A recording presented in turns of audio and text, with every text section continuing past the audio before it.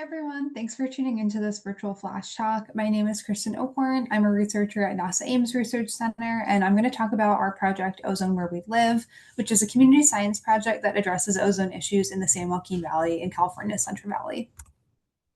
So a little bit of background on the project. The San Joaquin Valley and the Central Valley in general have some of the worst air pollution in the United States, especially when it comes to ozone. And so we're using a two-pronged approach to study air quality effects in this valley specifically. So number one is a series of ground-based sensors that are being both built and deployed by volunteer citizen scientists. So these are the photos on the left and in the center here of our sensors.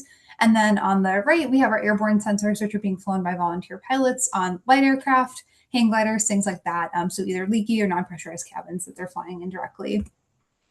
And the goals of this project encompass both scientific and community needs. So that we're doing real-time data sharing with the community that helps for their local decision-making. And then on kind of more of the science side, there's data assimilation efforts with both the TEMPO satellite, specifically the 0 to 2 kilometer ozone profile, which the flights will be validation data for kind of within that layer. And then also some WRF-Chem model data. So our two modelers that we have on our team are working on 1.3 kilometer, so very high resolution WRF-Chem to do some inter comparisons of both the flight and the ground data with as well. And so just a quick note on data access.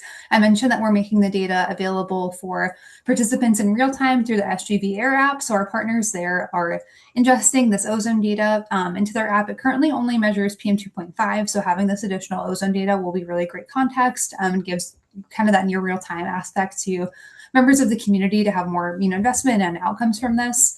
And then we also are archiving the data to NASA's low-cost sensor harmonization database. So specifically for the scientific outcomes, having this data available in the NASA Earth Data Search tool, we think will be really impactful for having it available in the same place as satellite data and things like that.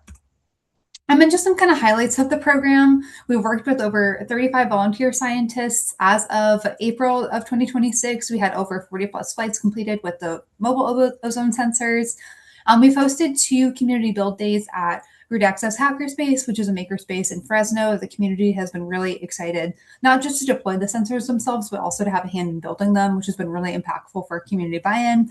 And we built a total of 20 ground-based sensors so far, with plans to build another 5 to 10 this summer. And then as far as sensor performance goes, for the ground sensors, we have co-located our sensors with California Air Resources Board's expensive regulatory sensors. And so far they're showing strong agreement, and we're working on machine learning models to better implement kind of a more robust air quality measurement from the ground sensors as well.